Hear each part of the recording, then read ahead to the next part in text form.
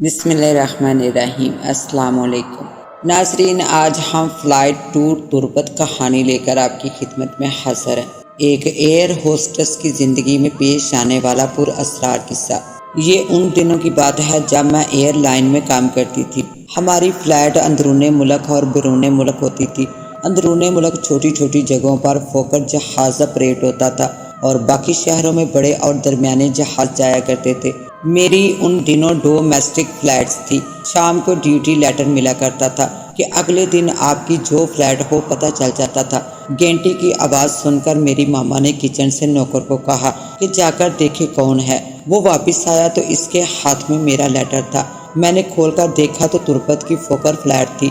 تربت بلوچستان کے ساحلی علاقے میں ایک چھوٹا سا شہر ہے۔ میں نے ڈیوٹی دے کر برا سا منہ بنایا کیونکہ مجھے فوکر فلائٹ پسند نہیں تھی۔ یہ جہاز چھوٹا ہوتا ہے اور اس کا شور بہت ہوتا ہے۔ خیر، نوکر کی نوکری ہوتی ہے، جانا تو تھا۔ صبح 6 بجے میں سستی سے اٹھی، منہ ہاتھ دھو کر تیار ہو گئی۔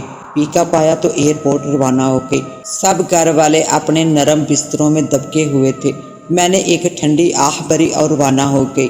فوکر جہاز پر ایک پائلٹ اور ایک فلائٹ اسٹورڈ اور ایک ایئر ہوسٹس ہوتی ہے۔ خیر، جہاز پر سب مسافر سوار ہوئے اور ہم 9 بجے اپنی منزل کی طرف روانہ ہو گئے۔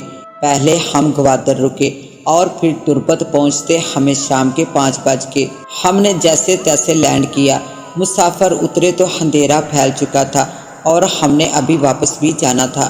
ہماری فلائٹ کیونکہ گوادر میں لیٹ ہو گئی تھی، اس لیے ہم تربت بھی لیٹ پہنچے۔ چھوٹے شہروں سے مغرب کے بعد اندھیرے میں ٹیک آف نہیں ہوتا تھا کیونکہ سہولیات نہیں ہوتی تھی۔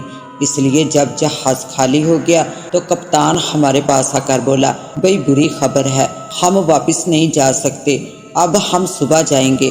یہاں کے ایک ملازم کے گھر ہم رات ٹھہریں گے۔ میں گھبرائی نہیں کیونکہ ایئر لائن میں کسی بھی وقت کچھ بھی ہو سکتا تھا، جس کے لیے ہم ذہنی طور پر تیار رہتے تھے۔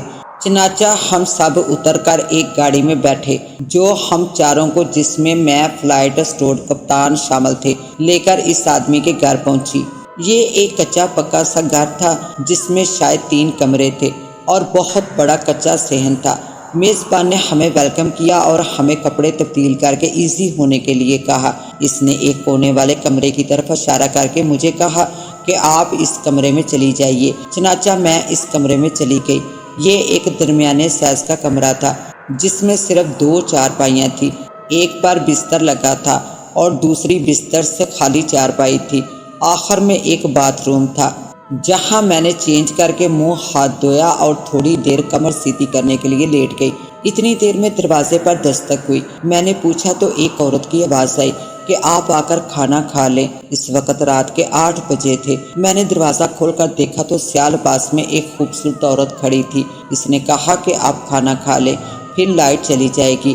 کھانا اتنی جلدی؟ پھر اداب مہمان نوازی نبھاتے ہوئے میں باہر آ گئی۔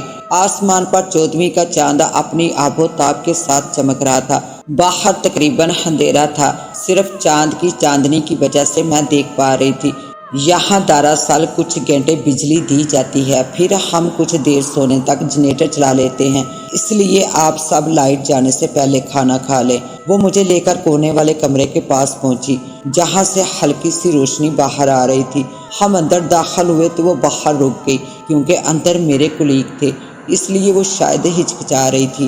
چنانچہ میں اندر داخل ہو گئی۔ کھانا دسترخوان پر لگا ہوا تھا۔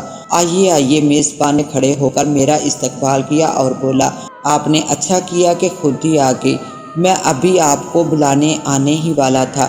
میں نے جواب دیا کہ میں بلانے پر ہی آئی ہوں۔ بلانے پر؟ آپ کو کون بلانے آیا؟ میزبان حیرانی سے بولا، وہ باہر کھڑی ہیں، ایک خاتون آئی تھی، غالباً آپ کی مسز ہیں۔ میں نے اسے جواب دیا، میری مسز؟ میری تو ابھی شادی بھی نہیں ہوئی اور یہاں میرے علاوہ اور کوئی نہیں رہتا۔ ارے بھائی، وہ ابھی باہر ہی ہوں گی۔ یہ کہتے ہوئے میں نے دروازہ کھول دیا، لیکن باہر کسی کا نام و نشان بھی نہ تھا۔ یہ دیکھ کر میری ریڑھ کی ہڈی میں سنسناہٹ دوڑ گئی۔ میرے ساتھ ساتھ باقی سب بھی پریشان ہو گئے۔ اب پتہ نہیں انہیں میری بات کا یقین آیا بھی تھا کہ نہیں، لیکن میں ضرور پریشان ہو چکی تھی۔ خیر، ہم سب نے مل کر کھانا کھایا۔ کھانے کے بعد میزبان بولا کہ ابھی آدھے گھنٹے میں لائٹ چلی جائے گی، آپ لوگ اپنے اپنے کمرے میں چلے جائیے، جنریٹر کا پٹرول بھی تھوڑا ہے، اور یہاں سے بہت دور جا کر پٹرول لانا پڑتا ہے۔ مجھے اسی کمرے میں اکیلے رہنا تھا۔ باقی تینوں کو بھی کمرے دے دیے گئے تھے جو کہ انہوں نے شیئر کر لیے تھے۔ کپتان نے کہا یہاں تو بڑا سناٹا ہے بھائی۔ جی ہاں بس ہم تو عادی ہیں، آپ بڑے شہر والوں کو یقیناً عجیب لگ رہا ہوگا۔ اور پھر میری طرف دیکھ کر بولا مس جی آپ ڈریے گا مت، یہاں شاید ہوائی چیزیں ہوتی ہیں۔ میں نے چونک کر اس کی طرف دیکھا۔ کیا مطلب یہ کہ یہ جگہ ذرا ہٹ کر ہے اور رات لائٹ بھی نہیں ہوتی تو لوگ مختلف باتیں کرتے ہیں۔ اچھا دیکھتے ہیں، یہ کہہ کر میں اپنی نڈر فطرت کی وجہ سے پریشان نہیں ہوئی۔ اچھا بھائی اب سوتے ہیں، کپتان نے جماہی لیتے ہوئے کہا۔ میں بہت تھک گیا ہوں، یہ کہتے ہوئے اٹھ گئے۔ میں نے صحن میں قدم رکھا تو سردی کا احساس ہوا۔ اچھی خاصی سردی تھی جو کھانا کھا کر اور زیادہ محسوس ہو رہی تھی۔ باہر اندھیرے کا راج تھا، دور سے کتوں کے بھونکنے کی آواز آ رہی تھی۔ جھینگروں کی آواز بھی خاموشی میں خاصی پر اسرار لگ رہی تھی۔ مجھے اس آدمی کی بات یاد آ گئی اور مجھے اب محسوس ہوا کہ جیسے کوئی میرے پیچھے ہو۔ میں نے جو ہی مڑ کر دیکھا تو ایک ہیبلا سا محسوس ہوا۔ میں نے اپنے قدم تیز کر دیے، اس ہیبلے نے بھی تیز چلنا شروع کر دیا۔ میں نے ہلکا سا دوڑنا شروع کیا تو اس نے بھی دوڑنا شروع کر دیا۔ میں گھبرا گئی اور جو ہی دروازے کے پاس پہنچی تو وہ میرے سر پر پہنچ چکا تھا۔ میں نے گھوم کر اپنے ہاتھ سے اسے دھکا دیا تو وہ دڑم سے گر کر کڑھانے لگا اور پھر تیزی سے اٹھ کر میری طرف بڑھا۔ تاریکی کی وجہ سے مجھے اس کی شکل صاف نظر نہیں آ رہی تھی۔ اس سے پہلے کہ میں دوبارہ اسے دھکا دیتی اس نے ہنسنا شروع کر دیا اور بولا مس جی کیا کر رہی ہیں؟ میں نے اس کی آواز پہچان لی، وہ اسٹوڈر تھا۔ ہنستے ہوئے کہنے لگا کہ میں نے سوچا کہ آپ کی بہادری کو چیک کیا جائے، لیکن بھائی مان کے آپ تو واقعی بہادر ہیں۔ میں نے اسے کہا کہ یہ کیسا مذاق ہے اور اپنے کمرے میں داخل ہو گئی۔ ابھی میں واش روم سے نکلی ہی تھی کہ لائٹ چلی گئی۔ میں نے اندھیرے میں ٹٹول کر اپنا بستر تلاش کیا اور لیٹ گئی۔ تھکی ہوئی تو تھی ہی، اس لیے لیٹتے ہی آنکھ لگ گئی۔ نہ جانے رات کا کون سا پہر تھا کہ ٹھک ٹھک کی آواز سے میری آنکھ کھل گئی۔ میں نے غور سے سننے کی کوشش کی کہ یہ آواز کہاں سے آ رہی ہے۔ میں نے محسوس کیا کہ آواز میرے ہی کمرے سے آ رہی ہے۔ دروازے کے ساتھ ہی خالی چارپائی تھی۔ آواز ایسی تھی جیسے کسی چارپائی کے چاروں پائے ایک جیسے نہ ہوں اور کوئی اس پر بیٹھا اس کو دائیں بائیں ہلا رہا ہو اور یہ آواز پیدا ہو رہی ہو۔ میں پہلے تو سنتی رہی کہ شاید میرا وہم ہے، لیکن یہ وہم نہیں تھا، آواز رہ رہ کر برابر آ رہی تھی۔ میں ہمت کر کے اٹھی، کمرے میں گپ اندھیرا تھا، وقت کا کوئی اندازہ نہیں ہو رہا تھا۔ میں ٹٹول کر دروازے کے قریب بچھی چارپائی کے پاس پہنچ گئی اور ہاتھ سے اس کو دائیں بائیں ہلا کر دیکھا کہ شاید پائے ایک جیسے نہ ہوں، لیکن ایسی کوئی بات نہیں تھی۔ چارپائی ٹھیک تھی۔ پھر خود پر ہنسی آئی کہ اگر پائے ایک جیسے نہ بھی ہوتے تو اس کو اگر کوئی ہلا رہا تھا تو وہ زیادہ پریشانی کی بات ہوتی۔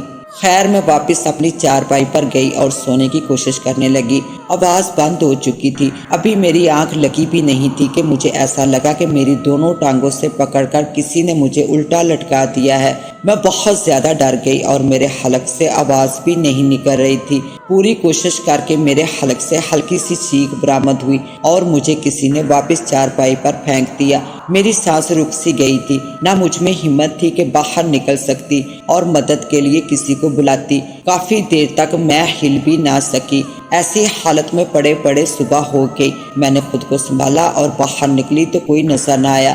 میرا واپس کمرے میں جانے کو دل نہیں چاہ رہا تھا۔ میں دوسرے والے کمرے میں گئی تو وہاں سب تھے۔ میری جان میں جان آئی۔ سب نے پوچھا کہ رات کیسی گزری، لیکن میں نے پہلے تو کچھ نہیں کہا۔ پھر جب ساری کہانی سنائی تو میزبان پریشان سا ہو گیا اور بولا کہ میں نے آپ سے کہا تھا کہ یہاں کچھ ہے، لیکن آپ نے شاید یقین نہیں کیا۔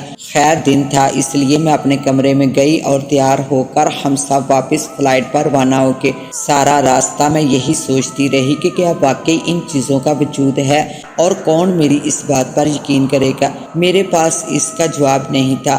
اس واقعے کو گزرے برسوں بیت گئے ہیں، لیکن سچ ہے کہ میرا ہوائی چیزوں پر یقین پختہ ہو گیا ہے۔ خدا کی مخلوق کسی روپ میں اور کب ہمیں دکھائی دے جائے کچھ نہیں معلوم، مگر حقیقت سے کوئی انکار نہیں کر سکتا۔ اس کے ساتھ ہی اب مجھے دیں اجازت، ملتے ہیں انشاءاللہ ایک نیو کہانی کے ساتھ۔ تب تک کے لیے اللہ نگہبان۔